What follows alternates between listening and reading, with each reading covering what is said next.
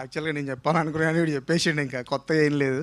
But yeah, ఇక్కడికి వచ్చిన film makers అందరికీ ఫస్ట్ హాయ్ అండి. అండ్ మీడియా వాళ్ళందరికీ కూడా హాయ్. ఎందుకంటే చిన్న సినిమాని సపోర్ట్ చేయడానికి ఇంతమంది వచ్చినందుకు రియల్లీ చాలా హ్యాపీగా ఉంది.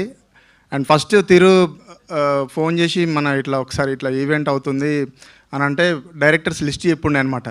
ఇంతమంది డైరెక్టర్స్ వస్తున్నారు అండ్ ఓన్లీ బికాజ్ ఆఫ్ తిరు. అది నాకు తెలిసి ఎవరు కూడా ఏదో ఫార్మాలిటీ కోసం రాలేదు. ఎందుకంటే తిరు చూజ్ చేసుకునే స్టోరీస్లో అది ఉంటుంది, చిన్న నేటివ్నెస్ ఒకటి ఉంటుంది. ఎట్ ది సేమ్ టైం కొన్ని కథలు చెప్పాలని ఉంటాయి చాలామందికి, బట్ అది ఏంటంటే ఒక స్టార్డమ్ వల్ల కొందరు చెప్పలేరు. వన్స్ ఒక 2-3 సినిమాలు చేసిన తర్వాత ఒక స్టార్డమ్ అనేది వచ్చేస్తుంది, మళ్ళీ బ్యాక్ వెళ్ళి మళ్ళీ అలాంటి స్టోరీలు చెప్పాలంటే డేర్ చేయలేరు. సో ఈవెన్ ఏమంటారు ఈ బడ్జెట్స్ నా ఏమంటారు నా బడ్జెట్ ఇంత ఉంది, ఒక 10 CR అయితే నేను చేస్తాను, 15 CR అయితే ఇప్పుడు చేస్తాను అనే క్యాలిక్యులేషన్స్ ఉన్నాయి ఇప్పుడు. ఇలాంటి దాంట్లో ఎగ్జాక్ట్లీ అయితే సో కాకపోతే అలాంటి దాంట్లో కూడా ఏంటంటే కొత్త ప్రొడ్యూసర్స్ నమ్మి సినిమా చేయడం అనేది చాలా డేరింగ్ విషయం అది. అండ్ నేను కూడా సినిమా చూసా, నేను రూపక్ మేము బ్యాచ్ అందరం కలిసి చూసుండే. సినిమా చాలా బాగుంటుంది.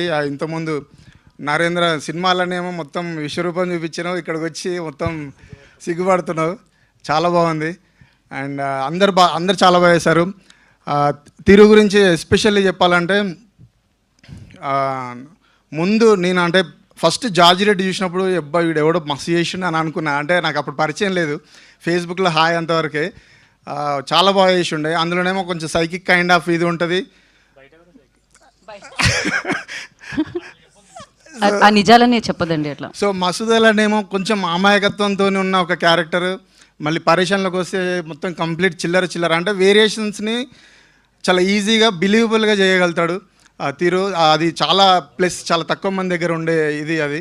బట్ మీ అందరికి కూడా all the very best. And director Rahul all the very best bro. ప్రొడ్యూసర్స్కి మీకు డబ్బులు బాగా రావాలని కోరుకుంటూ thank you so much. Thank you అండి. Thanks for coming and gracing the event.